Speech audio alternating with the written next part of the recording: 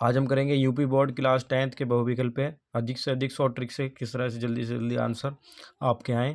तो आइए शुरू करते हैं। कोड है 822 CV।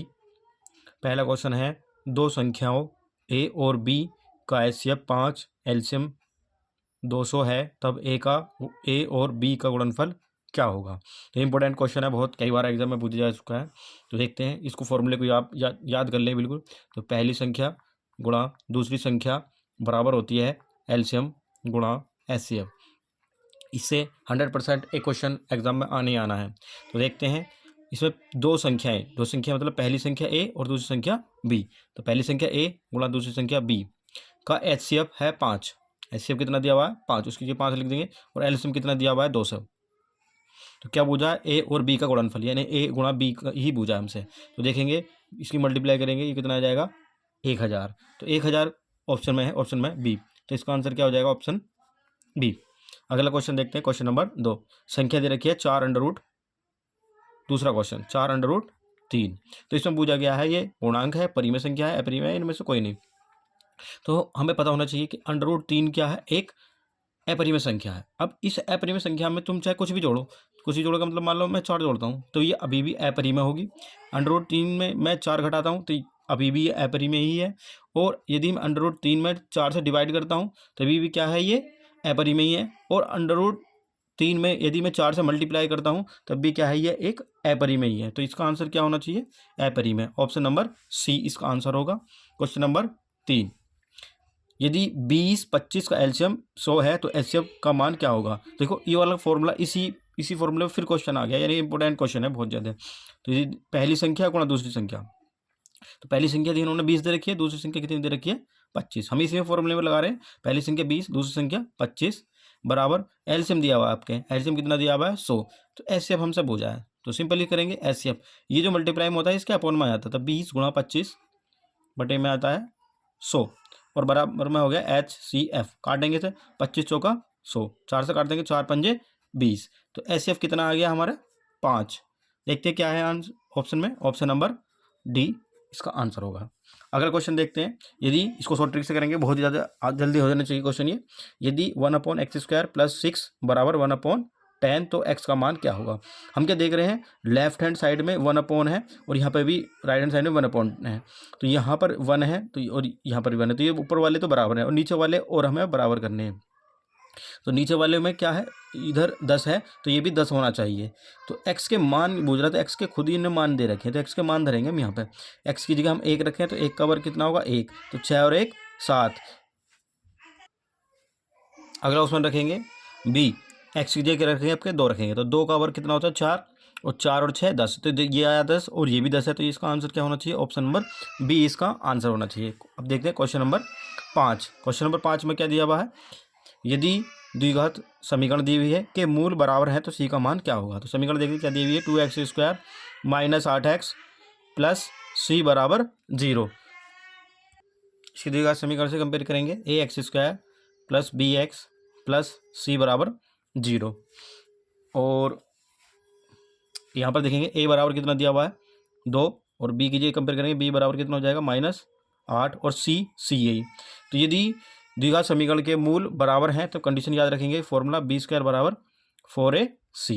और b की जगह कितना है -8, तो 8 का वर्ग बराबर 4, a की जगह कितना है 2 है और c की जगह कितना है खुद c यही। तो -8, 8 का वर्ग कितना होता है 64, माइनस के जो प्लस हो जाएगा बराबर 4 दूनी 8 गुणा c।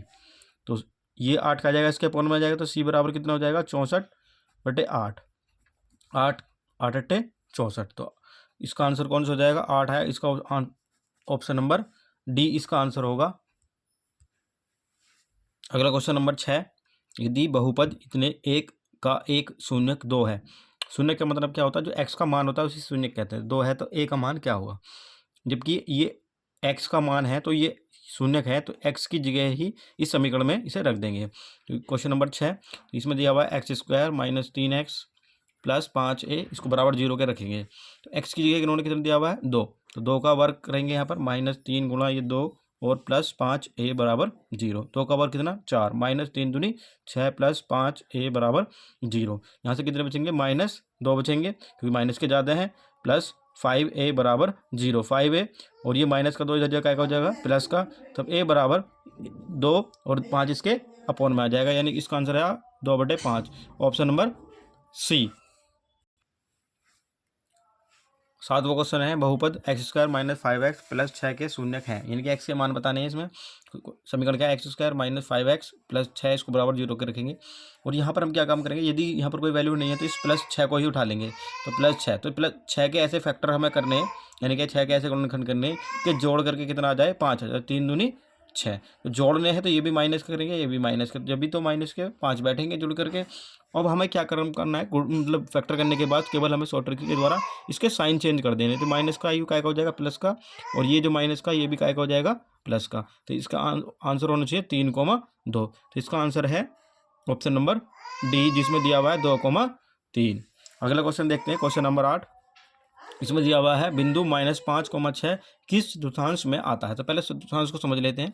ये x, ये y, इधर की ओर चलते हैं तो +x, इधर की ओर चलेंगे तो -x, ऊपर की ओर चलेंगे +x, नीचे की ओर चलेंगे तो -y, तो इधर की ओर चल रहे हैं तो +x और ऊपर को चलेंगे इसमें +y, इधर की ओर चल रहे हैं x, इधर की ओर माइनस होता है, पहले x का रखेंगे और फिर y का, तो y ऊपर की ओर है इसमें तो प्लस आ जाएगा, और इसमें देखेंगे x माइनस, इधर की ओर चल रहे हैं और नीचे की ओर चल रहे हैं y माइनस का होगा तो इसमें माइनस, इसमें देखेंगे x, पहले x का रखें तो x तो प्लस है, वह y क्या है नीचे की ओर माइनस, तो देखते हैं कौन सा ऑप्शन इसमें लगना चाहिए, तो माइनस और प्लस आ रहा है, तो माइनस और प्लस किस में आ रहा है, दूसरे चतुर्थांश में, ये पहला चतुर्थांश होता है, ये दूसरा, ये तीसरा और ये चौथा, तो इसका आंसर क्या होना चाहिए, ऑप्शन नंबर 2। अगला क्वेश्चन देखें, क्वेश्चन नंबर 9। यदि वृत्त की त्रिज्या a तथा इसका एक चाप केंद्र पर कोण थीटा अंतरित करता है तो चाप की लंबाई क्या होगी, तो इसमें फॉर्मूला याद रखेंगे, ये था 2πr, r की जगह क्या दिया उन्होंने a गुणा θ/360, इसका आंसर हो जाएगा ऑप्शन नंबर बी। अगला क्वेश्चन देखिए, क्वेश्चन नंबर 10। त्रिभुज ABC और DEF दो समरूप त्रिभुज हैं, बनाएंगे इन्हें, दो त्रिभुज समरूप त्रिभुज ABC DEF, देखते हैं इसमें कोण क्या क्या दिया हमें, कोण A दिया हुआ है 45, ये 45 डिग्री का दिया हुआ है, E 56 डिग्री दिया हुआ है, और कोण C हमसे पूछ रहा है, कोण C कितना होगा। देखो जो समरूप त्रिभुज होते हैं उसमें संगत कोण बराबर होते हैं, मतलब ये 45 तो ये भी 45, ये 56 तो ये वाला भी 56 होगा, जबकि त्रिभुज के तीनों कोणों का जोड़ कितना होता है 180, यानी कि 45 + 56 और प्लस ये जो कोण C है बराबर बैठना चाहिए 180 के, तो C बराबर 180, इन्हें जोड़ेंगे और इधर जाके माइनस हो जाएंगे, ये 6 और 5 11, 1 बचेगा 5 और 4 9 और 1 10, 101, जब इसे घटाएंगे तो कितना आएगा 79 डिग्री, तो इसका आंसर हो जाएगा option number D. Question number 11।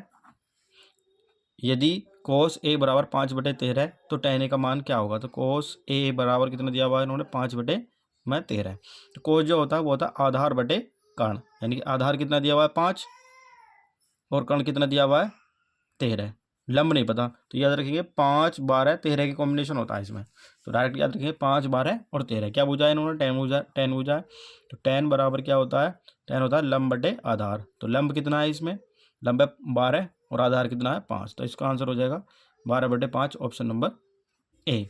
अगला क्वेश्चन देखेंगे 12वां क्वेश्चन।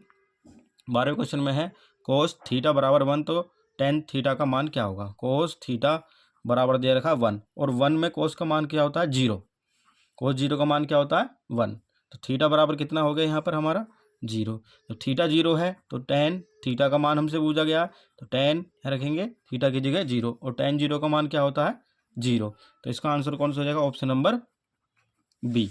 अगला क्वेश्चन देखेंगे, अगला क्वेश्चन है क्वेश्चन नंबर 13। इसमें दिया हुआ 2 tan 30 1 + tan² 30 का मान क्या होगा, तो इसमें एक फॉर्मूला याद रखेंगे हम, sin 2 थीटा बराबर होता है 2 tan थीटा अपॉन में 1 + tan² थीटा, इसे कंपेयर कर लो, देखो ये 2 tan theta upon 1 + tan² theta ही है, तो इसका मान कितना होगा, ये होगा sin 2 थीटा के बराबर, तो यहाँ पर sin 2 थीटा कितना दिया हुआ है 30, ये हो गया sin कितना 30 दूनी 60 और sin 60 का मान कितना होता है, ये होता है √3/60, 2। इसका आंसर हो जाएगा ऑप्शन नंबर, इधर नहीं आ रहा, ये ऑप्शन नंबर ए हो जाएगा। क्वेश्चन नंबर 14 देखेंगे, tan अल्फा बराबर sin अल्फा, तो अल्फा का मान क्या होगा। यहाँ हम देख रहे हैं tan अल्फा व sin अल्फा ये तभी बराबर होते हैं जब थीटा का मान क्या हो, 0 हो, क्योंकि tan 0 का मान अभी हमने देखा tan 0 0 होता है, वह sin 0 का मान भी 0 होता है, यानी अल्फा का मान क्या होना चाहिए, d यानी कि 0 होना चाहिए। क्वेश्चन नंबर 15, यदि एक वृत्त जिसकी त्रिज्या 6 सेंटीमीटर है का एक त्रिज्याखंड केंद्र पर 60 डिग्री का कोण बनाता है तो उस त्रिज्याखंड का क्षेत्रफल क्या होगा। तो इस प्रकार होगा, ये 60 डिग्री का कोण बना रहा है, तो ये त्रिज्याखंड है, इसका क्षेत्रफल हमसे पूछ रहा है जिसकी त्रिज्या कितनी है, 6 सेंटीमीटर है।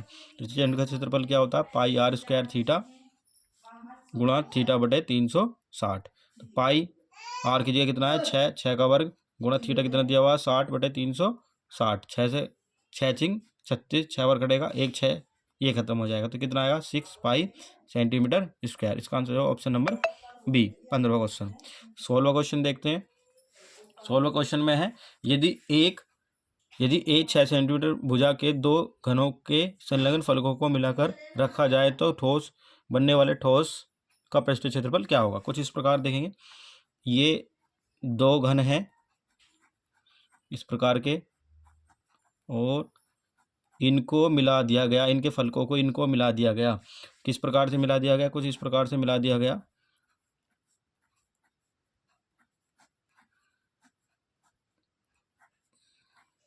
ये देख रहे हैं, ये दोनों को आपस में चिपका दिया गया यानी कि मिला दिया गया। तब ये जो बनेगा इसका पृष्ठीय क्षेत्रफल कितना होगा, तो इसको डायरेक्ट याद रखेंगे, ये होता है tan a स्क्वायर, जो भी भुजा होती है उसका स्क्वायर tan से मल्टीप्लाई कर देते हैं। इसका आंसर हो जाएगा ऑप्शन नंबर सी। अगला क्वेश्चन देखेंगे, क्वेश्चन नंबर 17।